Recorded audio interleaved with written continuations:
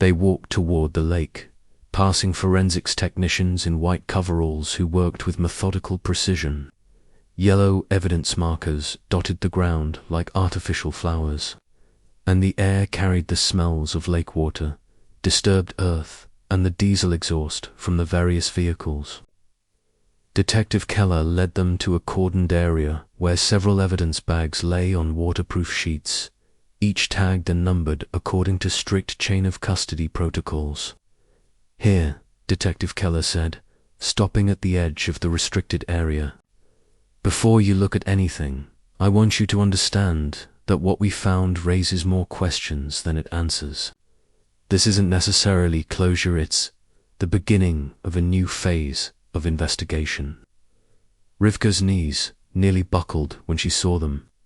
Even through the clear plastic evidence bags, even waterlogged and stained from years underwater, she could identify them immediately. 2 small yellow backpacks, the same ones she had bought at Wasserman's department store for the new school year in 1996.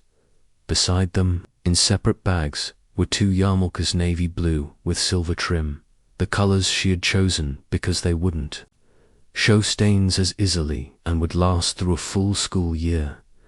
But it was the third item that made her stomach clench with horror and confusion.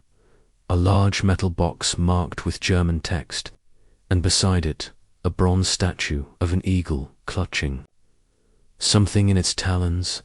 Even through her tears and shock, she could see the swastika clearly. "This is Reuben Michaels," Detective Keller said, introducing a man in a wetsuit who stood nearby, water still dripping from his diving equipment. He made the discovery. Reuben stepped forward, his expression somber as he shook their hands. He was perhaps 35, with the solid build of someone who worked underwater for a living and the kind of serious demeanor that suggested he understood the gravity of what he had found. "I'm sorry for your loss," he said quietly, though they all knew that loss hadn't been confirmed, yet only suggested.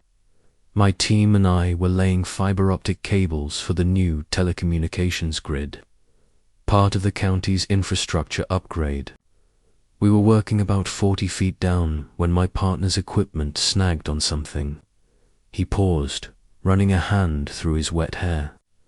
"At first, we thought it was just debris. The lake's full of old junk shopping carts, bicycles, all sorts of things people dump. But when we cleared the silt, we saw the metal box. It's a Sanitätskastana German military medical supply box from World War II. The eagle statue was wedged beside it. When we opened the box and saw the backpacks," Reuben's voice trailed off, "we surfaced immediately and called 911. Detective Keller took over the explanation. "When I arrived and saw the yarmulkes with the backpacks, I made the connection to your son's case immediately. 11 years is a long time, but some cases you don't forget." A forensics technician approached with a box of latex gloves. "We need you to examine the items more closely," Detective Keller explained. "DNA and fingerprints are unlikely after this long underwater, but you might recognize something personal. Are you ready?" Rivka looked at Moshe. His jaw was set, his construction worker's hands clenched at his sides. She could see him preparing himself for the worst while hoping for something, anything that would bring them closer to answers. She took his hand and nodded. They pulled on the gloves, the latex, feeling strange and clinical against their skin. The forensics technician carefully opened the evidence bags, laying out the contents on a clean white sheet. The backpacks had been weighted down with stones. Someone had wanted them to sink and stay sunk. The yellow fabric was still visible beneath the lake stains, and the zippers, though corroded, were intact. Rivka reached for the first yarmulke with trembling hands. She turned it over, and there it was. Eliyahu Steinman, written in her own careful handwriting with permanent marker on the inside band. The ink had faded, but was still clearly legible. Her vision blurred with tears as 11 years of wondering suddenly crystallized into terrible certainty. That's my writing," she whispered, her voice breaking. "I marked all their clothes for school so they wouldn't get mixed up with other children's belongings. The second yarmulke bore Aviel's name in the same neat script, the permanence of that long-ago morning when she had methodically labeled their school supplies with the assumption that their biggest worry would be lost lunchboxes or mixed-up jackets. When the backpacks were carefully opened, they revealed the same maternal organization, names written on the inside fabric where she'd always put them. Small pockets containing the detritus of childhood broken crayons, folded papers, the eraser shaped like a hamburger that Avel had begged for at the school supply store. "These are our son's belongings," Moshe confirmed, his voice thick with emotion. No question, it was too much.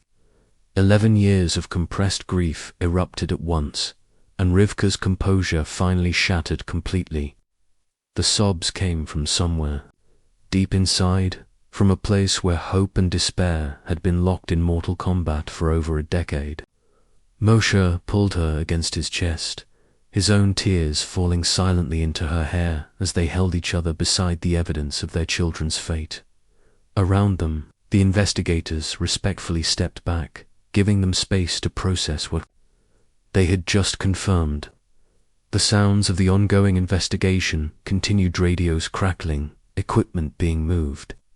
The low conversations of professionals doing difficult work, but it all seemed muted, distant, as if heard through water after several minutes.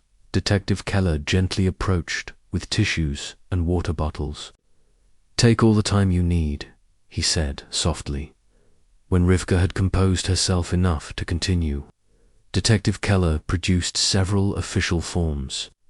"I need you to sign these, confirming the identification.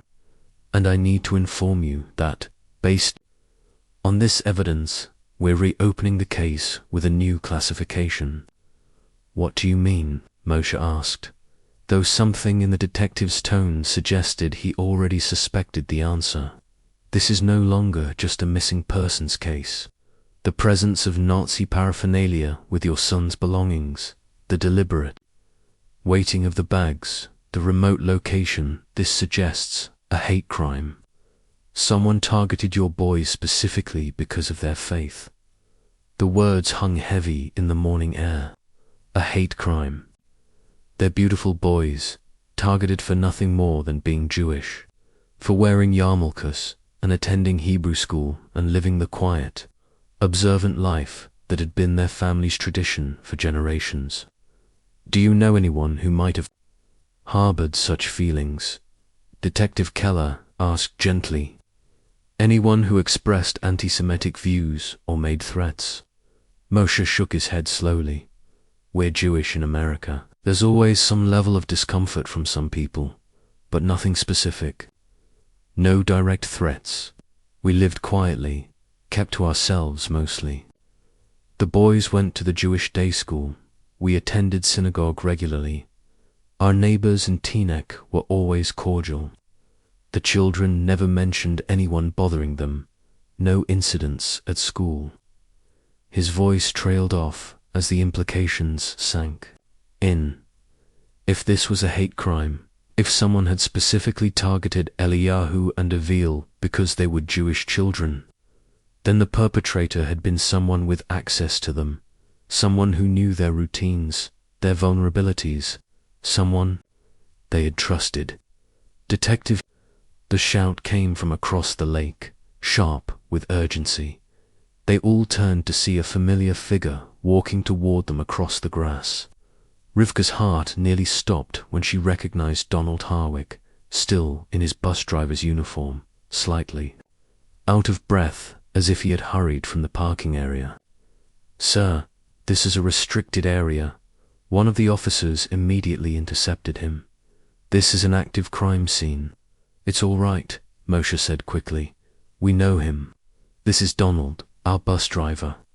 Donald's face was creased with concern as he approached, and Rivka noticed that his usual cheerful demeanor had been replaced by something more complicated: anxiety, perhaps, or the sort of nervous energy that came from being confronted with tragedy.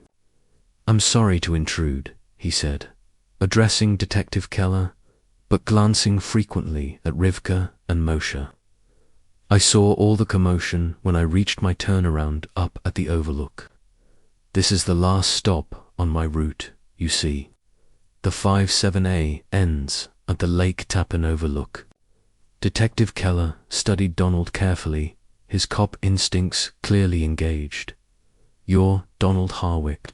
You drove the Steinman boys' bus route." "Yes, sir. I spoke extensively with Detective Morrison back in '96. Donald's voice was steady but tinged with sadness. "I was the last person to see those boys before they disappeared. It's haunted me all these years." "What brings you here now, Mr. Harwick?" Detective Keller's tone was professional but not unkind. "Like I said, this is my roots. Terminus.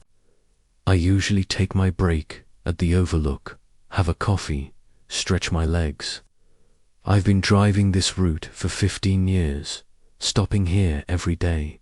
When I saw all the police vehicles," he gestured helplessly at the scene around them, "I had to know if it was connected to the boys." "Where did you park?" the detective asked. "Up at the closed-off turnaround near the overlook. Same place I always park." Donald's eyes moved to Rivka and Moshe, his expression genuinely pained. "I'm so sorry. Those boys were good children, always polite. In 11 years of wandering, I never imagined they might be here, right where I stop every day."